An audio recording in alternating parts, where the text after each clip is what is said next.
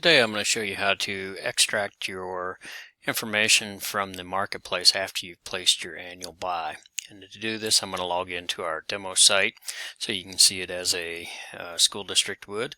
So I'm going to go ahead and sign in. And the first thing you're going to do is go to your admin menu, select that, and then you're going to go to Marketplace Requisitions. Once at the Marketplace Requisitions table, you're going to change the drop down from all requisitions to those that have been created or those that have been approved, actually approved. And then I know I said in the trainings around the state to not worry about dates, but we actually are going to have to restrict it to a date range. So that date range is going to be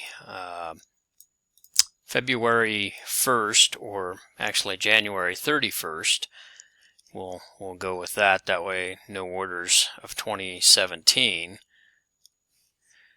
and then to the current date then is fine.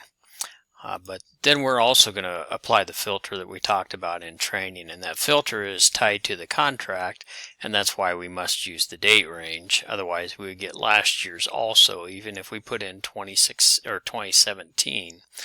But the filter I'm going to apply today is 2017-ESUCC-AB for the annual buy. And when I do that and I hit filter, I'm going to see a list of requisitions that have been placed. Right now we're not seeing any data because I'm in the demo site.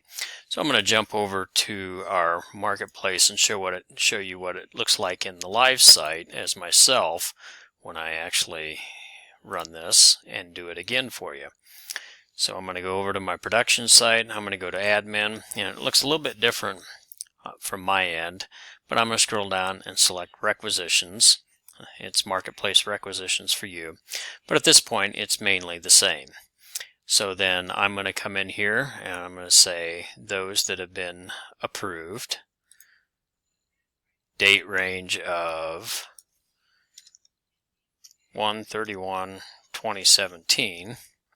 That's the day before the annual buy or the paper buy actually began. And then I'm also going to just select the current date. Then I'm going to apply my filter here, so I'm going to look for anything on the annual buy, not the paper. I could use 2017-ESUCC-paper and get those, but I'm going to look for the annual buy items instead. And when I hit filter, I get a list of those items that have been approved. And so we want those that have been approved because we know those should have been placed on an order. At this time, I will select the export item data and not the export requisitions. This just gives me a total dollar amount on that requisition, versus the export item data will give me all the teacher information. And this is how we're going to be able to sort and filter things out as they come in by teacher then. So I'll go ahead and hit export item data. When I do that over in the demo site, what that should say is it'll pop up and it'll ask you where you want to save this file. And so if I do that over here, and let me just see if I don't think I have any data. Nah, it's not going to work.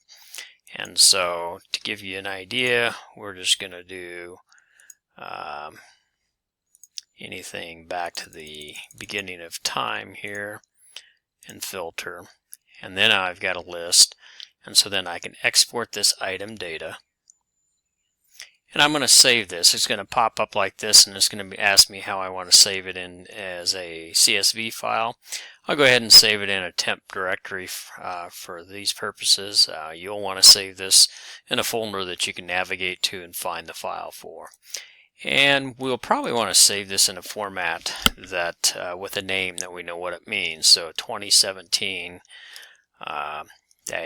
maybe AB for annual buy, and then orders, so you know that these are your orders that your teachers have placed. I can hit save. That saves to my local directory. and I've exported the items from the annual buy order and filter those out by the annual buy for this year. That concludes today's video. Thank you.